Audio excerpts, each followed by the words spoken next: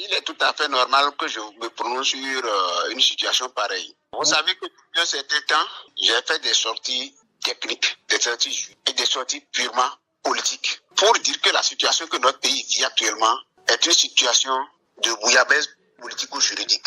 Nous sommes engagés dans une situation où vous avez une décision en deux temps. Il y a une décision avant dit droit de la Cour africaine des droits de l'homme et des peuples. Non, la première décision suspend la révision avec d'autres lois.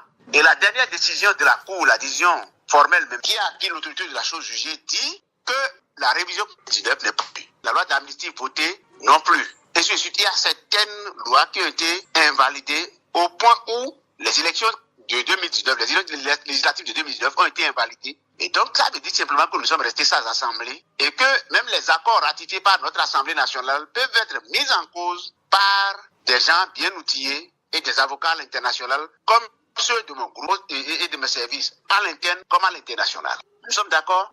Et un chef de l'État et son gouvernement s'accrochent sa dose à des décisions politiques parce que toutes les lois qui ont été votées par l'Assemblée de 2019 et jusqu'à l'élection de 2022, il me semble, non? Et ces décisions sont frappées d'inexistence juridique. Et même la légitimité, le mandat du président de la République en cours ne jouit d'aucun fondement constitutionnel. Et je ne sais pas pourquoi un chef de l'État et son gouvernement s'accrochent à ça. Et c'est maintenant là que moi j'ai pris position pour dire non. Il faut que les juristes du pays puissent dire au président, quand une juridiction supranationale, comme la Cour africaine des droits de l'homme et des peuples, rend une décision finale pour dire de retourner à la Constitution de 1990, on ne saurait s'accrocher quand lui-même dit déjà, dans sa prise de position au cours du débat, entre lui et Léonel Dissou, quand lui-même dit qu'un État qui ne respecte pas les décisions de justice est un État voyou et qu'il va falloir obliger les chefs de l'État à respecter les décisions, qu'elles soient nationales ou supranationales, les décisions de justice. Quand un chef de l'État est quelqu'un qui veut être chef de l'État, il est devenu chef de l'État. Et il fait le contraire de ce qu'il dit. Il nous présente le portrait du chef de l'État, c'est-à-dire de l'exécutif qui est ce machin surpuissant, qui écrase tout son passage. Mais il va falloir que des voix s'élèvent contre lui. Pour dire non, président, vous n'aviez pas dit ça. Monsieur Patrice Talon, vous n'aviez pas dit ça.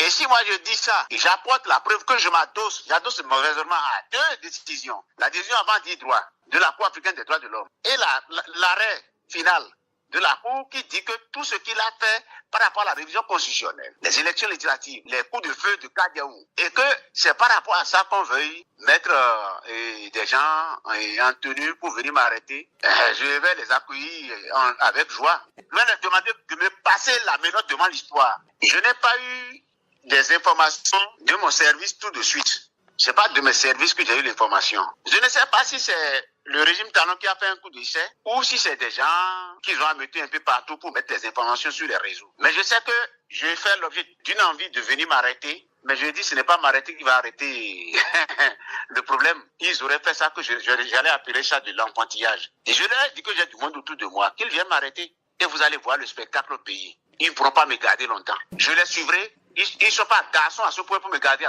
pendant longtemps. Mais quand je parle français, là, je vous disais sur ma dernière interview, vous avez beau mettre Madougou en prison. Vous avez beau mettre Joël Aïvo en prison. Vous avez beau mettre X ou Y en prison.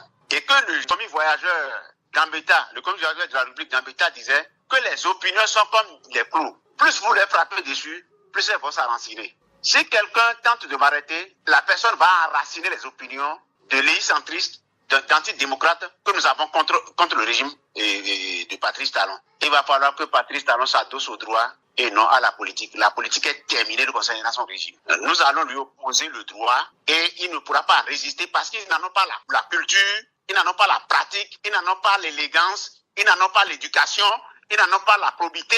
Ils n'en ont rien. Quand ces voix, ils n'ont qu'à venir me prendre. Je ne quitterai pas ma maison. S'ils veulent m'arrêter, ils n'ont qu'à venir m'arrêter. Ils vont montrer leur faiblesse. C'est les faibles qui sont violents.